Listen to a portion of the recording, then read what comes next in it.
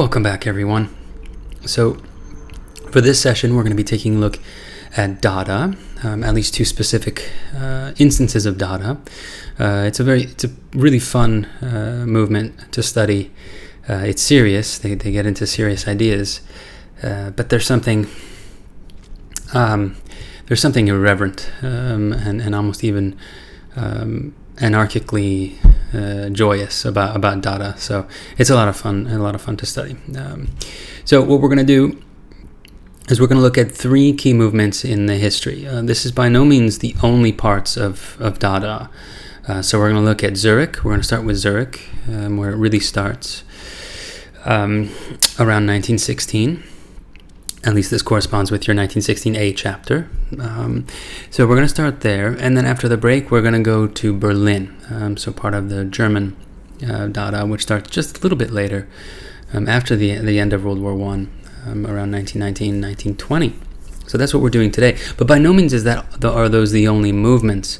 Dada is really important for a number of reasons. One of which is that it's the first avant-garde movement which was really inherently international. They were vehemently against nationalism. This is very different from the Futurists, and this is for reasons that will become very obvious as we go through the work. It mainly has to do with their being against the war and the nationalistic patriotism that led to so much destruction and death and carnage in World War I. So they're really international. So you had Zurich, you had Berlin, but there's also Hanover. I'm going to show you one brief example from Hanover when we get to Berlin. There's Cologne Dada. There will be Paris Dada, which I'm going to touch on briefly because it turns into Surrealism for our Surrealism class. And there's New York Dada, but there was more. There was Dada presence in other parts of the world, namely Latin America. But there was also a big presence in New York, and that's actually where we get to Duchamp. And he's such a major figure that we need a whole separate session just for Duchamp alone. So next class will be just on Duchamp, which is still Dada. It's New York Dada, but Duchamp, it used to be that people would say that the most important artist of the early 20th century, or maybe of the 20th century as a whole, was Picasso. But now it's pretty much he's been usurped by Duchamp. Duchamp really seems to be the most important artist for the 20th century. Of course, I'm only speaking of Europe and the United States, at least the early 20th century. So Dada will have Duchamp will have his whole separate section. So today we look at Zurich Dada and Dada in Berlin. And one of the important things to keep in mind is I think it's helpful to position these movements within themselves. So think of Dada. You don't know much about it yet. I mean, maybe you've read the text before the lecture, but you don't know much about it yet. So think of it as opposed to Futurism. Almost everything that Futurism did and stood for, Dada is against. It's on the opposite side. So this is especially the case when it comes to ideology of the two groups. Futurism, remember, embraced war and violence as this wonderful hygiene of the world where we'd get to everything from the past gets destroyed, and then we get to this future. Dada is against this. Dada is horrified by the war and horrified by the violence they see all around them. They're also opposed to the German expressionists, their fellow German expressionists. So people like Kandinsky, Franz Marc, but also the Die Brücke artists like Kirchner, which they see as escape artists. So they would think of German expressionism as this type of abstraction, as this type of formalism in painting that stood for tapping into like a universal human, some sort of idea about humanity and goodness and the pleasures of art and so on and so forth. Or in the case of Die Brücke, as using paint to tap into the what's wrong with society, but in a genuine way, like in a way that was not in any way ironic. Dada is completely against this. They don't believe that art and painting, as it's traditionally been understood, by a group like the German Expressionists that it can tap into some kind of universal value. For them, art has become completely useless in the face of war, in the face of destruction, but also in the face of emerging technologies. This is another thing to keep in mind with Dada, and we're going to talk about it quite a bit when we look at their work, is that the late teens and early 20s in Europe, this is the emergence and the explosion of visual commodity culture.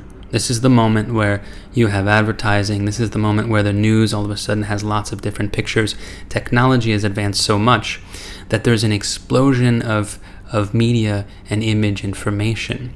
And so Dada will think that within the face of all this, art can't do anything. Like painting is obsolete. And the genuine universal emotions that artists always tried to convey and sublimate in their work is just for Dada stupid, and a type of escapism, and not really taking the world head on, which is what their conception of art, if it is art.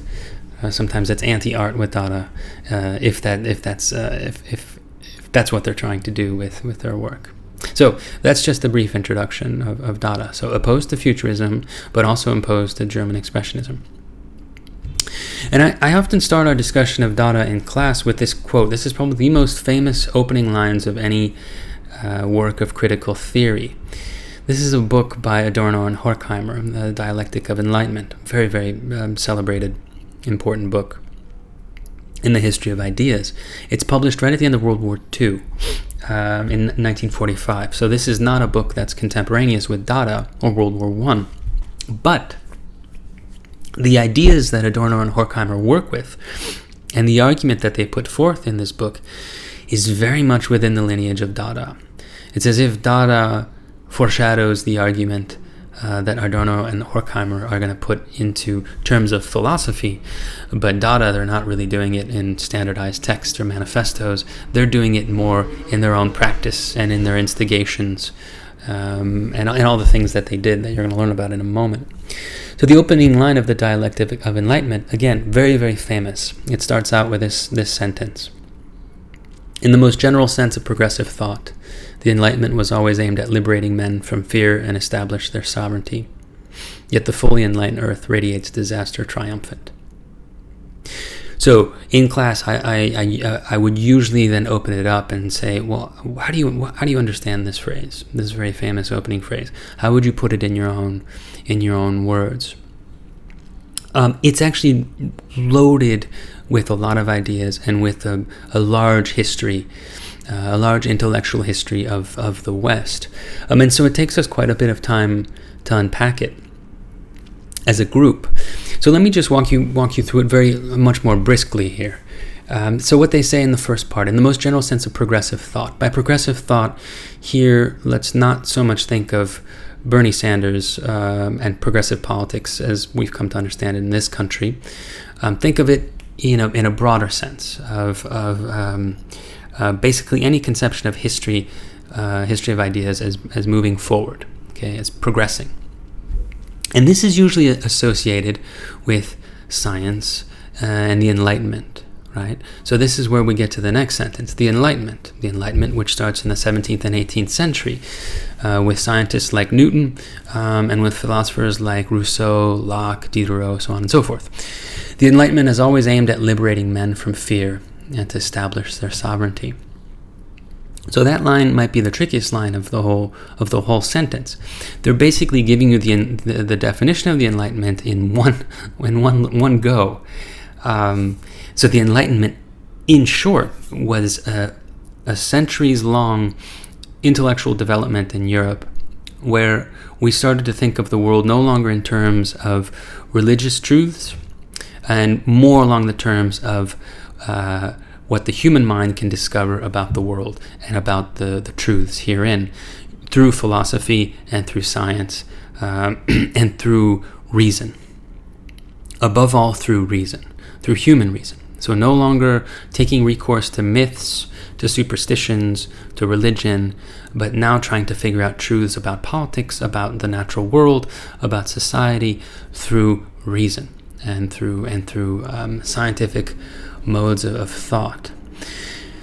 And so on the surface, you think, well, this is great, right? This is how we got vaccines. This is how we got dentistry. This is how we got the Constitution of the United States. This is how we got so many wonderful things and so many incredible accomplishments based on the human mind and politics and society.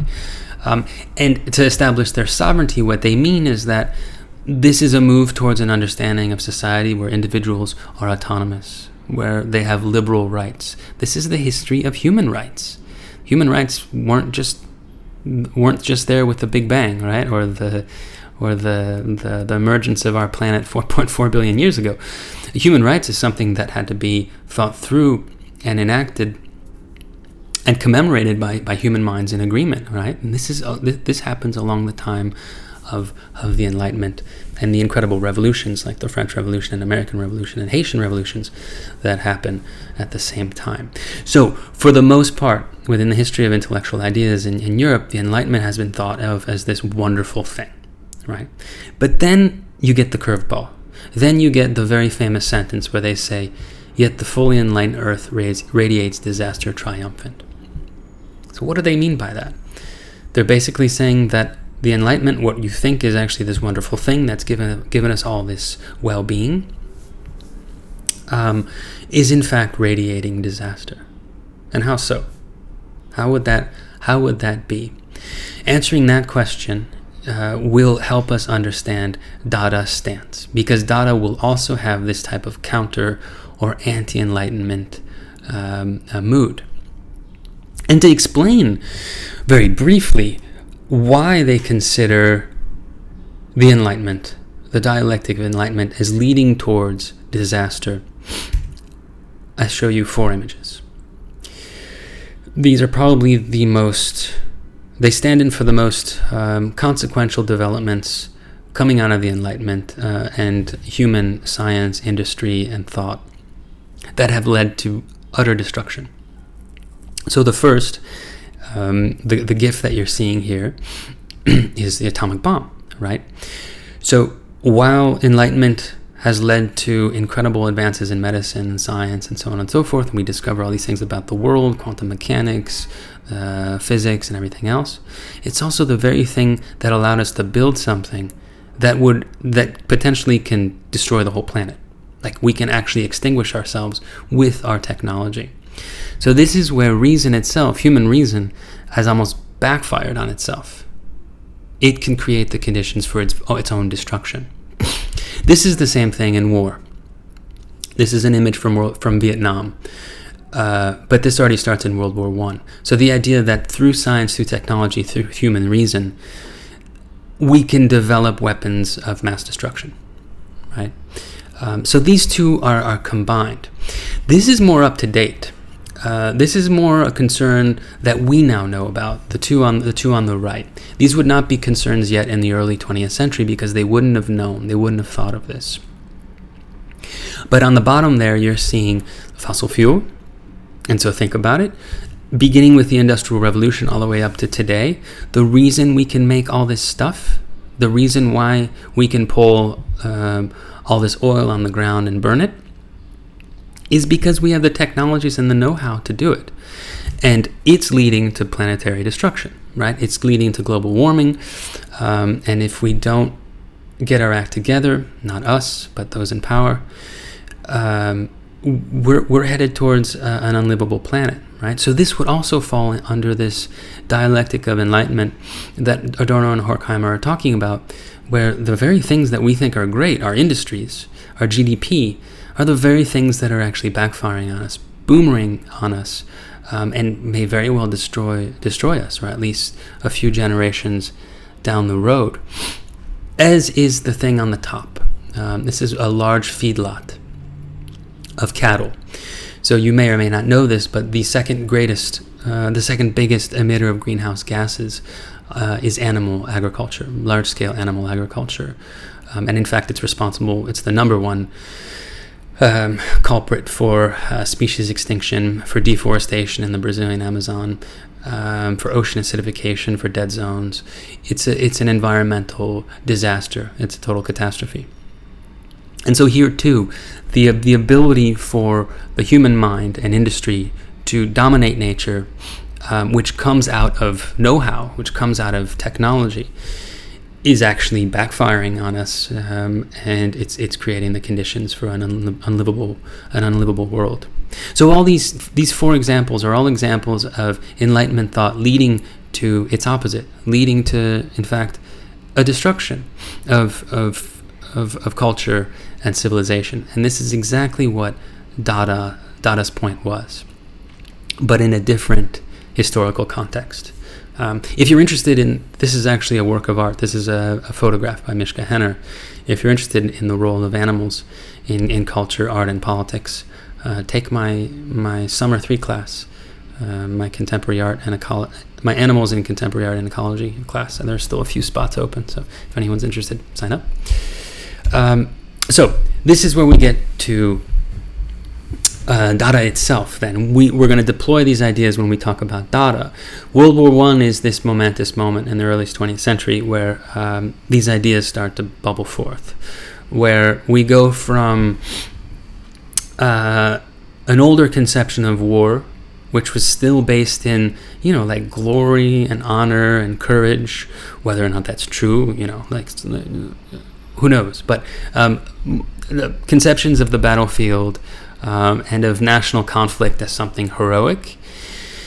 World War I is trench warfare. It's needless death and violence, and it's widely considered to be a war that saw a level of death and carnage that could not really be deemed heroic. It can be on certain sides, but the warfare itself, the way in which it was fought with, for the first time, airplanes, the first time with certain technologies of war and weapons of mass destruction, including the first instance of gas warfare in 1915. This is a totally changed landscape of war. War as needless butchery. And this is exactly what Dada thought. So Dada, these artists that were originally living in, many of them were living in Germany, who were enlisted into the war, they recoiled. They, in all sorts of different ways, they tried to get out of going to war. Some left and went into exile, and they went to Zurich, which is in Switzerland, and very famously, Switzerland is neutral. And so because of the war in 1917, it starts in 1914, but over the course of the war in 16 and 17, all these artists started to convene in Zurich, and they were against the war. And they converge in one place specifically, which is the Cabaret Voltaire, which is founded in 1916. All these artists get together, and they turn this bar into their private installation space and performance space. Before these terms are even part of art, we don't yet have performance art or installation art at this point. A lot of these ideas and media can be traced back to Dada and the Cabaret Voltaire. Right down the street, Lenin was living here at the time, which is really crazy to think, waiting for the conditions to be right in Russia to go back and start the revolution, which we talked about a class ago. And once again, just to emphasize, Cabaret Voltaire and Dada was born in reaction to the catastrophe of World War I. And they took direct aim at the war and, of course, the military. But they also took direct aim at bourgeois culture and everything that comes along with it. Traditional painting, traditional art, traditional bourgeois culture, which it blamed for the butchery of the war. So they were astute enough to see that the ways in which the military, nationalism, and war are tied up with bourgeois culture, namely through money, through investment, and through nationalism. And this still continues today. Think of like privatized defense companies that go off and fight wars, sometimes with our tax dollars, right? And sometimes through private investment. We have a connection between the market and, let's say, drone warfare or any other kind of private military endeavor. This can feel quite problematic, especially if you're of the opinion that we shouldn't be waging these wars, especially if you're someone that might be more pacifist and against this kind of aggression. That's definitely what Dada was. So they saw the bourgeoisie, those who own money, those who own property, those who own capital, investing in war and, in fact, profiting from war and this sort of bloodthirsty nationalism. They saw it all as a common enemy. So the military and bourgeois culture. And so Dada is an all-out assault on all the norms and conventions of bourgeois culture and of militarism. So that's a very important idea to have in mind as we're looking not only at the Zurich Dada, but also, and maybe even more so, Berlin Dada when we get to that in the second half of today's class. So in the Cabaret Voltaire, think of it not so much as an exhibition space where they would, make paintings in their studio and then show them in the cabaret. Think of it more like a performance space, a vaudeville kind of carnivalesque space where, yes, there would be paintings, yes, there would be poetry, there would be manifestos, there would be music, there would be all these things, but it would all be in this very carnivalesque sort of atmosphere with other performances. And often like self-mocking and joking and very satirical. It has a very satirical, mocking conception of traditional forms of art, like painting and like poetry. So they would make masks. This is a very famous mask that survives, Barmal Sadjenko. He was part of Zurich Dada. And so it's this very childlike, maybe a bit of primitivism that we talked about towards the beginning of the semester. Maybe a bit of primitivism is encoded in this mask. Dada certainly took recourse to primitivism. Some of their performances and dances, they would use quote-unquote tribal music and tribal drums and this kind of thing. And they would wear these really sort of crazy masks. They would also conceive a different form of poetry and performance than, let's say, definitely the Futurists and the Russian formalists. And the great artist along these lines in Zurich would have been Hugo Ball. He was kind of he vied with Tristan Tzara, who we don't actually talk about too much in this class, but he vied with Tristan Tzara as sort of the head of Zurich Dada. And he was above all a poet. And he would recite his poetry, he would do performances, and the most famous performance is Cabaret, which actually signaled the end of Zurich Dada. And here he is, dressed up in this really strange, very strange outfit with cardboard cutout hands and two scores. They would read different manifestos at the same time, or read poetry at the same time. So it would create like this cacophonous nonsense. And there's some really beautiful quotes by Hugo Ball, which I have up here for you. He says, "A line of poetry is a chance to get rid of all the filth that clings to this accursed language." And then the other line, which I really love, "Every word that's spoken and sung here says at least one thing, that this humiliated age has not succeeded in winning our respect." So they're clearly against their times. They're clearly against everything that they see happening, above all happening around the war and this culture, this nationalistic culture of war that's leading to this destruction, millions of people dying. And so Hugo Ball's conception of poetry is one that attacks their own age, but it gets more specific than that. His conception of poetry will also be like the Russian formalists. The words themselves will be nonsense. Like, they won't really make any sense. But it won't be in order to show you the fundamental conditions of language, which is what the Russian formalists were all about. They had almost like a more scientific chemistry understanding of poetry as getting to distilling the fundamental components of language. For Hugo Ball, to be nonsensical, to present this poetry as this irrational flow of language, was a calculated move. It was against any form of rational language, which again, rational language for them, the language of science, the language of enlightenment, the language of highfalutin noble ideals, all these things have betrayed them. All these things have led to war, destruction, and a really crass, gross world. Right? So it will only make sense that Hugo Ball's poetry and the poetry that you see and you hear in Dada is completely nonsensical and almost a parody of poetry, or at least of poetry as this glorifying, enlightening, and spiritual endeavor. And so I can play you a little bit of Cabaret. This has been recreated. It's a sound poem.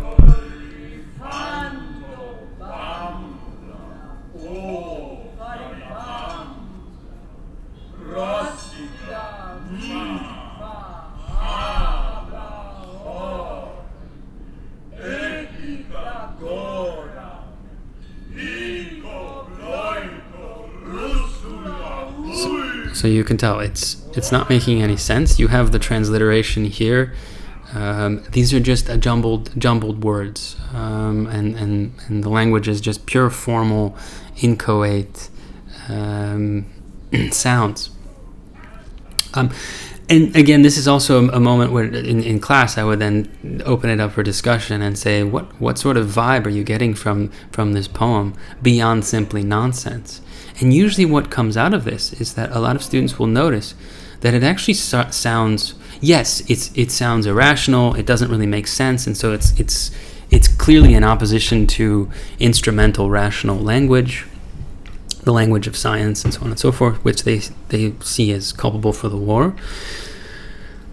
But oftentimes the idea of religion comes up here. That it's almost like they're chanting. There's almost like a church-like quality or a ritual-like quality to the poem, and that might not be a coincidence.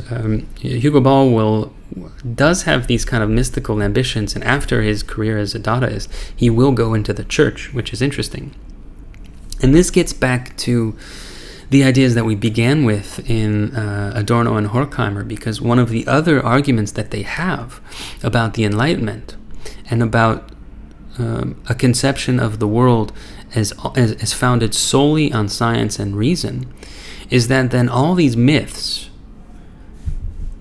that have sustained human civilizations and sustained human culture are now gone.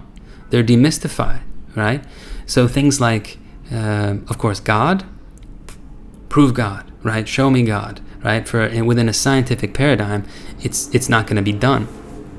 It's an issue of faith. So for Enlightenment thought, God is off the table.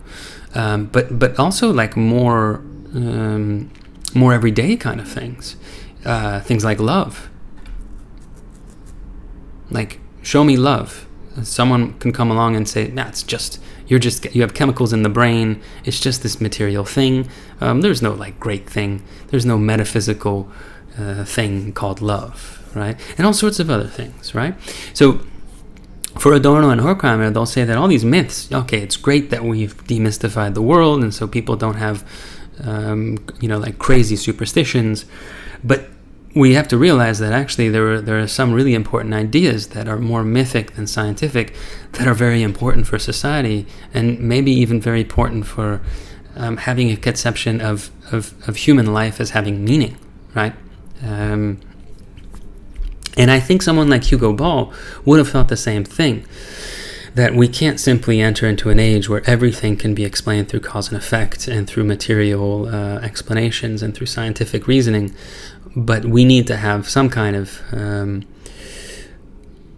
an older sense even, this is almost like conservative for Dada, but like an older conception of a life as artful, and having like some sort of inspiration and meaning beyond simply materialistic explanations and concerns.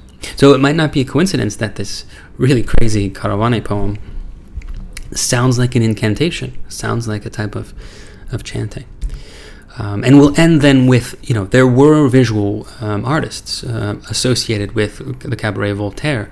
So Hans Richter is a very early filmmaker. He's one of the first to make abstract, really avant-garde films. He's there, and so is Hans Arp, who's well known for his practice of collage. And so we've talked a bit about collage with Picasso and Braque and synthetic cubism. And so that's what you're seeing here. A collage, so there are these cutout sheets of paper. And this is, of course, an abstract work. So we're again within the history of abstraction here in the early 20th century. But the idea, the logic behind this collage is very different from Cubism. And it's very different from Malevich's abstraction or Kandinsky's abstraction. And the clue to why it's different is the title itself. So it's Collage of Squares Arranged According to Laws of Chance. And so what he's done is the squares of colored paper, he hasn't positioned them himself so much as he let them fall on the canvas and let haphazardness and chance take over. And so where they fell, he fixed them, and that became the composition. So a little bit like the Russian avant-garde artists who were trying to get away from authorial will, who were trying to get away of the artist as deciding everything. Hans Arp is doing the same thing. He's trying to distance him as the author, as like the great decider of this work, but letting the laws of chance dictate the work. But the crucial difference here is that Arp is not like the Russian avant-garde artist, who their conception of art as de-authored would be in line with communist ideals of solidarity over the brilliant, genius individual artist. Here, Arp is interested in chance itself. It's chance and haphazardness that becomes like the crucial law of the aesthetic object of the work, and that this also runs along the line of relinquishing control and relinquishing reason and rationality. So this is also a very Dada gesture, which we're going to see a lot. We're going to see it with Duchamp in our next session in a couple days, where he lets chance operations take over. Because if there's something that goes against reason, if there's something that goes against regimentation, and even the very foundation of scientific enterprise, which would be doing experiments over and over and over again, trying to control, trying to make sure that the results are consistent before you can say anything factual within a scientific paradigm. For Arp and for Dadaist, they want to get away from this. So what better way to do it than to just let things go and let chance take over? In this case, the chance effects of just something falling on a canvas as this collage. Okay, so let's take our break, and then we'll move on to Berlin Dada, which you'll see is in some ways even more less cheeky and playful as Zurich Dada, and almost more militantly political in their work and in their strategies. So, talk to you in a moment.